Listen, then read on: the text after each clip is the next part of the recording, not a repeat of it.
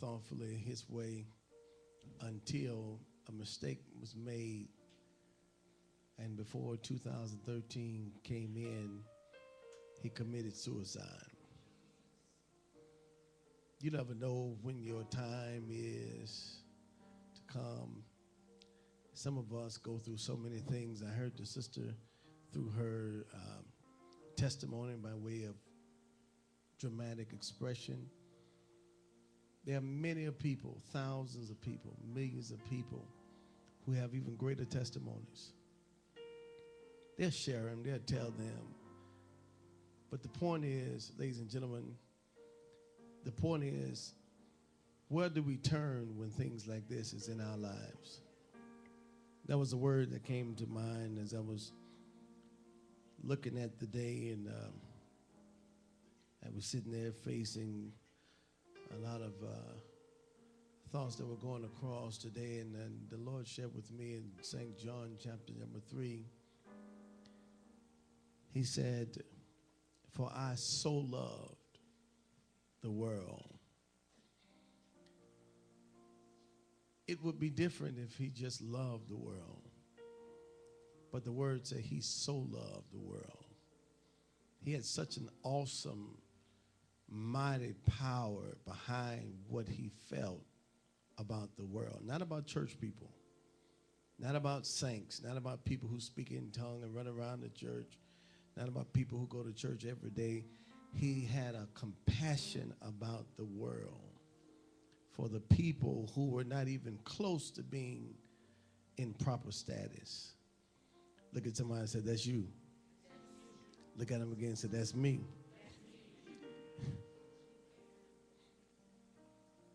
With all the failures and all the things that add to that, that are attached to our lives, God so loved us. And he said that even though you don't have it all together, I still love you. I believe in this year, as we begin to set up some things as a church, I want to talk to us as a person. I believe we must understand that God so loved us that he gave all that he had.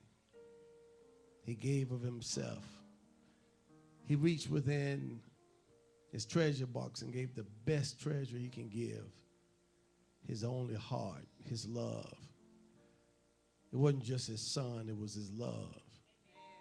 It was his heart. It was what was close to him. It was what was great. Now people tell me all the time, I do my thing, God know my heart. What's seriously in your heart? What's really in the place that means the most to you?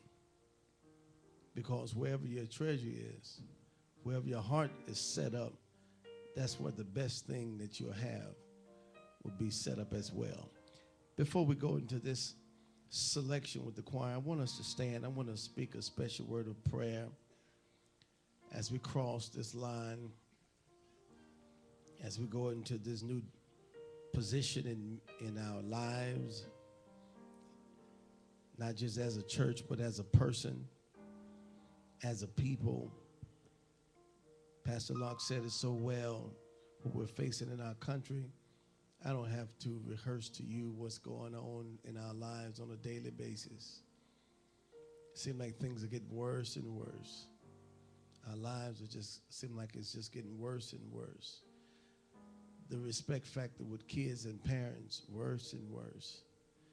One of the things, we have all the answers. Somebody would probably say the parents don't listen to the kids. Somebody would probably say the kids don't listen to the parents. But the case is, ladies and gentlemen, wickedness is growing greater. The enemy's job is to seek whom he can devour. And he's looking for all of us. He want to tear your marriage up, your family up. He want to tear your mind up. He want to rip your heart to pieces. That way you won't even be able to love God the way he loved you. You won't be able to be close to loving God.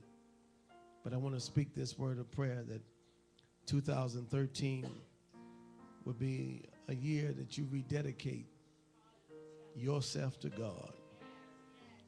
Make the resolution or make the declaration or whatever you want to call it. And in this year, I want to rededicate